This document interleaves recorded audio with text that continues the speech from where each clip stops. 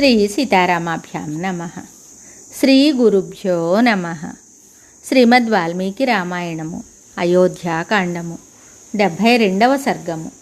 తన తల్లియగు కైకేయి ద్వారా తండ్రియగు దశరథుని మరణవార్తను, సీతారామ లక్ష్మణుల వనవాస వృత్తాంతమును విని భరతుడు మిగుల పరితపించుట. రాజభవనమున తన తండ్రియగు దశరథుడు కనపడకపోవుటచే భరతుడు వెంటనే తల్లియగు కైకేయీదేవిని దర్శించుటకై ఆమె భవనానికి వెళ్ళాడు. ఇంతవరకును మాతామహుని దగ్గర ఉన్న భరతుడు తన దగ్గరకు రాగా కైకేయి అతనిని చూసి పట్టలేని ఆనందంతో బంగారు సింహాసనం నుండి ఒక్క ఉదుటున లేచింది.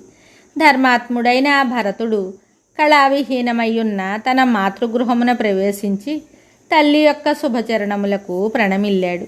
అంతటా కైకేయి తేజస్వి అయిన ఆ భరతుని అక్కున చేర్చుకుని శిరమును మూర్కొని అతనిని ఒడిలో కూర్చుండబెట్టుకుని ఇలా ప్రశ్నించసాగింది. నాయనా భరత, పూజ్యులైన తాతగారి ఇంటి నుండి బయలుదేరి ఎన్ని దినములు గడిచినవి? రథముపై వేగముగా పయనించుటచే నీవు త్రోవలో అంతగా అలసిపోలేదు కదా? మీ తాతయ్య అయిన కేకయ మహారాజు మేనమామ యుధాజిత్తు కుశలమే కదా? కుమార, తాతగారి ఇంట సుఖముగానే ఉంటివి గదా? అన్నీయును పోచగుర్చినట్లు చెప్పుము. తల్లి కైకేయి తనను ఇట్లు అడిగిన తరువాత రాజకుమారుడు కమలాక్షుడు అయిన భరతుడు కేకయ రాజ్యమున తాతగారి ఇంట తన అనుభవములను అన్నింటినీ యథాతథముగా ఆమెకు ఇలా వివరించాడు. అమ్మ, నేను తాతగారి ఇంటి నుండి బయలుదేరి నేటికి 7 రాత్రులు గడిచినవి. అక్కడ తాతగారు, నా మేనమామ యుధాజిత్తు మొదలగు వారందరూ కుశలమే. శత్రుభయంకరుడైన కేకయ్యరాజుగారు నాకు సమృద్ధిగా ధనమును రత్నములను మొదలగు వానిని కానుకలుగా ఇచ్చారు. అవి అన్నీయును వాహనములపై వచ్చుచు దారిలో ఉన్నవి. నా కొరకు వచ్చిన దూతలు నన్ను తొందర పెట్టుటచే ఆ కానుకల వాహనములను తిన్నగా రావాల్సిందని చెప్పి నేను ముందుగా విచ్చేశాను. నేను ఇప్పుడు నిన్ను కొన్ని విషయములను గురించి అడుగుతాను, వాటిని గురించి నాకు తెలుపుము. తల్లి, సుఖావహమైన నీ బంగారు తల్పము తండ్రిగారు లేకుండా శూన్యముగా ఉన్నదేమి? మహారాజు గారి పరిజనులెల్లరూ సంతోషంగా లేరేమి? మా తండ్రి అయిన దశరథ మహారాజు నా తల్లివైన నీ యొక్క భవనమునందే ఎక్కువగా నివసించుచుండును గదా. ఆయనను దర్శించు నిమిత్తముగానే నేను నేడు ఇక్కడికి విచ్చేసితిని. ఆయన ఇక్కడ కనపడడేమి? మా తండ్రి ఎక్కడున్నాడో తెలుపుము. ఆయన పాదములకు నమస్కరిస్తాను. మా పెత్తల్లి అయిన కౌసల్యాదేవి ఇంట్లో ఉన్నాడా ఏమి? రాజ్యలోభముచే మోహమునకు లోనయ్యున్న కైకేయి భయంకరమైన అప్రియమైన దశరథుని మరణవార్తను తాను ప్రియమైన దానినిగా భావిస్తూ ఏమియూ ఎరుగని భరతునకు ఇలా జవాబు చెప్పింది. నాయనా భరత, నీ తండ్రి అయిన దశరథ మహారాజు గొప్ప మహాత్ముడు, మిగుల పరాక్రమశాలి, యజ్ఞాచరణశీలుడు, సత్పురుషుల పాలిటి పెన్నిధి. సమస్త ప్రాణులను పొందడి పరమగతియే మీ తండ్రికిని ప్రాప్తించెను. భరతుడు ధర్మ ప్రసిద్ధిచే ఉత్తమమైన ఇక్ష్వాకు వంశమున జన్మించినవాడు. ఆయన హృదయము పవిత్రమైనది. అతడు తల్లి పలికిన ఆ ఘోర వార్తను విని దారుణమైన పితృశోకమునకు లోనై తటాలున నేలపై కూలాడు. హా హతోస్మి, అయ్యో తండ్రి, నన్ను వదిలి వెళ్ళితివా అను దయనీయమైన దీనమైన వాక్కును పలుకుచూ విలపించసాగాడు. మిక్కిలి భుజబలము గలవాడును పరాక్రమశాలియు అయిన భరతుడు చేతులను నేలకు కొడుతూ నేలపై దొర్లసాగాడు. తరువాత మహాతేజస్వి అయిన భరతుడు పితృమరణ వార్తను విని దుర్భరమైన దుఃఖమునకు లోనై కలత చెందిన మనస్సుతో శోకాక్రాంతుడై విలపించాడు. నా తండ్రి గారి చక్కని ఈ శయ్య ఇంతకుముందు శరత్కాలమునందు పూర్ణచంద్రునితో విలసిల్లుచున్న నిర్మలాకాశము వలె ఉండేది. అయ్యో, ఆ తల్పమే నేడు దీశాలి అయిన మహారాజు లేనందున చంద్రుడు లేని ఆకాశము వలెను నీరెండిపోయిన సముద్రము రీతిగాను వెలవెలబోచున్నది. విజేతలలో శ్రేష్ఠుడైన ఆ భరతుడు అంతులేని దుఃఖమునకు లోనైన వాడై అందమైన తన ముఖమును వస్త్రంతో కప్పుకుని కన్నీరు కారుస్తూ బిగ్గరగా ఏడవసాగాడు.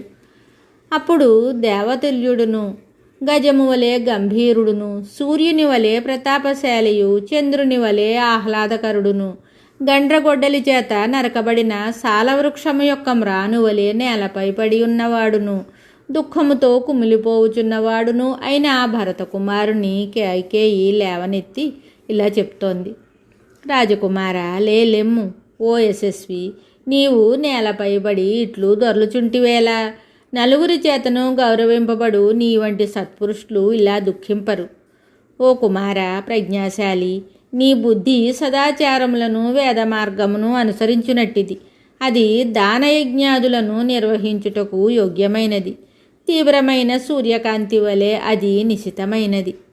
భరతుడు పొంగి పొరలి వచ్చుచున్న దుఃఖంతో భూమిపై అటు ఇటు పొరలాడుతూ చాలా తడవు వెక్కి వెక్కి ఏడ్చాడు. తరువాత అతడు కొంత నిబ్బరం తెచ్చుకుని తల్లితోటి ఇలా అంటున్నాడు. మహారాజు శ్రీరామునకు యువరాజు పట్టాభిషేకమునైనను సంకల్పించి ఉండవచ్చును, లేదా తానే ఒక యజ్ఞమును చేయుటకు తలపెట్టి అయినను ఉండవచ్చును.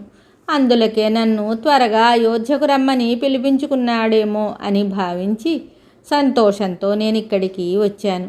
నేను అచ్చట అనుకున్నది ఒకటి, ఇచ్చట జరిగినది వేరొకటి. నా ఊహలన్నీయును తారుమారైనవి. నా గుండె పగిలిపోయింది. అనుక్షణము నాపై ప్రేమానురాగములను చూపుచు నా హితమును కోరెడి నా తండ్రి నాకు కనబడడాయను. అమ్మా, నేను వచ్చేడి లోపలనే నా తండ్రి గారిని కబళించిన ఆ మహావ్యాధి ఏమిటి? మరణకాలమున ఆయన ఎదుట నుండి ఆయనకు అంత్య సంస్కారములను నిర్వహించిన ఆ రామాది సోదరులందరూ నిజముగా ధన్యాత్ములు గదా. సహజముగా నేను నాన్నగారి దగ్గరకు చేరినప్పుడు ఆయన నన్ను చేరదీసి నా శిరస్సును మూర్ఖుని చుండెడివాడు. కానీ ఇప్పుడు నేను ఆయన సమీపమునకు చేరినను మృతుడై ఉండుటచే ఆయన నన్ను గుర్తించుటయే జరగదు కదా. ఎట్టి క్లిష్ట కార్యములనైనను అవలీలగా సాధించడి నా తండ్రి దుమ్ము కొట్టుకొని ఉన్న నా శరీరమును తన చేతితో శుభ్రపరుస్తూ ఉండేవాడు. అప్పుడు ఆయన చేతి సుఖస్పర్శ నాకెంతో హాయిగా ఉండేది. ఇప్పుడు ఆ చెయ్యి ఎక్కడా? ఆయన చేతి సుఖస్పర్శను పొందేడి భాగ్యము నాకు ఇంక కలుగదు కదా. అద్భుతమైన కార్యములను సైతము అవలీలగా సాధించునట్టి ప్రజ్ఞామూర్తియగు శ్రీరాముడు నాకు అన్న మాత్రమే కాదు, తండ్రి, బంధువు, సర్వస్వము అతడే. నేను ఆయన దాసుడను. నేను ఇచ్చటికి చేరినట్లుగా వెంటనే ఆయనకు తెలుపుము అన్న తండ్రితో సమానుడు. ధర్మమును బాగుగా ఎరిగిన శ్రీరాముని పాదములకు నేను ప్రణమిల్లుదును. ఇప్పుడు ఆ ధర్మాత్ముడే నాకు పరమగతి. నా తండ్రి ధర్మవేత్త, నిత్యము ధర్మమును ఆచరించువాడు, సత్యమునకు కట్టుబడి ఉండువాడు, దృఢ సంకల్పుడు, పూజ్యుడు, తిరుగులేని పరాక్రమము గలవాడు. అట్టి నా తండ్రి అవసాన దశలో ఆయన నా కొరకై ఇచ్చిన సందేశమును వినగోరుచున్నాను అని ప్రశ్నించిన భరతునితో కైకేయి జరిగిన వాస్తవాన్ని ఇలా చెప్పింది. సమస్త ప్రాణులలో శ్రేష్ఠుడు, మహాత్ముడు అయిన ఆ మహారాజు హా రామ, అయ్యో సీత, నాయన లక్ష్మణ అని విలపిస్తూ స్వర్గస్థుడయ్యాడు. త్రాళ్లచే బంధింపబడిన మహాగజము వలె మృత్యుపాశబద్ధుడైన నీ తండ్రి చివరిగా ఈ మాటలను పలికెను.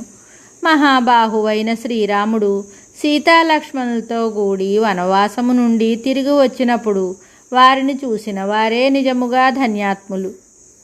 కైకేయి మరొక అప్రియ వార్తను పలుకగా వినిన తరువాత భరతుని ముఖమున మిగుల విషాద ఛాయలు కమ్ముకొనగా అతడు తల్లిని మరలా ఇలా అడిగాడు. కౌసల్యాదేవి సుతుడు, ధర్మాత్ముడు అయిన శ్రీరాముడు సీతాదేవితో లక్ష్మణునితో కూడి ఇట్టి క్లిష్ట పరిస్థితిలో తండ్రి మరణించి ఉన్న ఈ దుఃఖస్థితిలో ఎక్కడికి వెళ్ళాడు?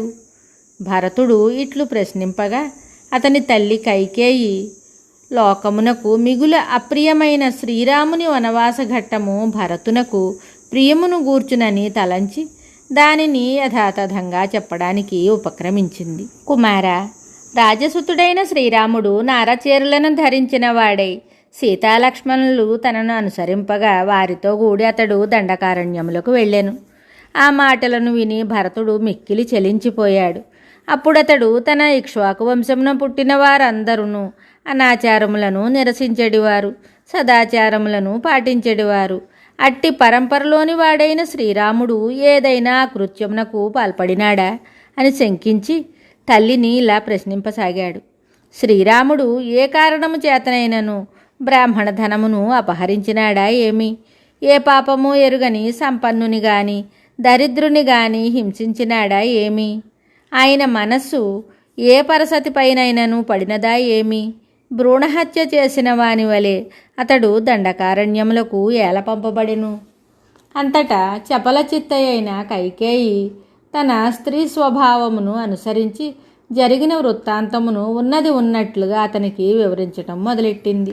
నేను చాలా తెలివిగలదానను అని గర్వపడుచుండునదియు మూర్ఖురాలును అయిన కైకేయి తన కుమారుడైన భరతుని యొక్క ప్రశ్నలకు సమాధానంగా సంతోషంతో ఇలా పలకసాగింది. కుమారా, శ్రీరాముడు ఏ బ్రాహ్మణుని సొత్తును ఏ కొంచెము కూడా అపహరించలేదు. ఏ దోషమును చేయని ధనికుని గాని దరిద్రుని గాని అతడు హింసించను లేదు. అతడు పరసతిని కన్నెత్తైనను చూడడు. నాయనా భరత, మీ తండ్రి అయిన మహారాజు శ్రీరామునకు యువరాజు పట్టాభిషేకమును చేయటానికి సంకల్పించాడు. వెంటనే ఆ వార్త నాకు తెలిసింది. అప్పుడు నేను లోగడ మీ తండ్రి నాకు వాగ్దానం చేసి ఉన్న వరద్వయాన్ని అనుసరించి శ్రీరాముని వనవాసమునకు పంపవలసిందిగాను నీకు యువరాజ పట్టాభిషేకమును చేయవలసిందిగాను మహారాజును కోరాను.